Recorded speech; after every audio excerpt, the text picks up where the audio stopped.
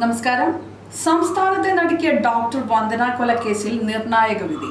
പ്രതി ജി സന്ദീപ് കുറ്റക്കാരനാണെന്ന് കൊല്ലം additional sessions കോടതി കണ്ടെത്തി. 3 വർഷം നീണ്ട നിയമ പോരാട്ടങ്ങൾക്ക് ഒടുവിലാണ് കോടതിയുടെ ഈ സുപ്രധാന വിധി വന്നിരിക്കുന്നത്. പ്രതിക്കുള്ള ശിക്ഷാവിധി വ്യാഴാഴ്ച പ്രഖ്യാപിക്കും. 2023 മെയ് 10 കേരള മനസാക്ഷിയെ മരവിപ്പിച്ച ആ ക്രൂരകൃത്യം അരങ്ങേറിയത്.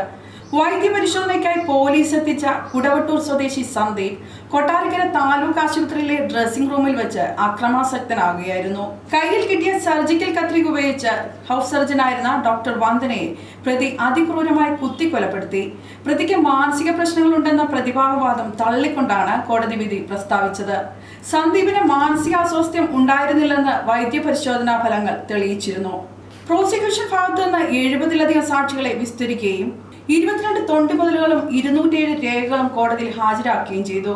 Special prosecutor advocate Prathap G പടിക്കലിന്റെ നേതൃത്വത്തിൽ നടന്ന ശക്തമായ വാദമുഖങ്ങളാണ് പ്രതിക്കെതിരെയുള്ള കുറ്റം തെളിയിക്കൽ സഹായകമായത്. ഡ്യൂട്ടിക്കിടെ കൊല്ലപ്പെട്ട ഡോക്ടർക്ക് നീതി ലഭിക്കുമെന്ന പ്രതീക്ഷയിലാണ് കുടുംബവും മെഡിക്കൽ ലോകവും. കൊലപാതകം നടന്ന കൃത്യമായ വിചാരണ നടപടിക്ക് ശേഷം പുറത്തുവരുന്ന ഈ വിധി സമാനമായ അക്രമങ്ങൾ തടയാൻ സഹായമാകുമെന്നാണ് നിയമ വിദഗ്ധർ വിലയിരുത്തുന്നത്. പ്രതി സന്ദീപിന് ലഭിക്കുന്ന ശിക്ഷ എന്തായിരിക്കുമെന്ന കാര്യത്തിൽ വ്യാഴാഴ്ചയോടെ വ്യക്തത വരും. അനുകൂലമായ വിധി വരുമെന്ന പ്രതീക്ഷയിലാണ് വന്ദനയുടെ കുടുംബവും മലയാളികൾ ഒന്നടങ്കവും. മറ്റൊരു വാർത്തയുമായി വീണ്ടും കാണാൻ. കൂടുതൽ വാർത്തകൾ അറിയാൻ പേജ് ഫോളോ ചെയ്യുക.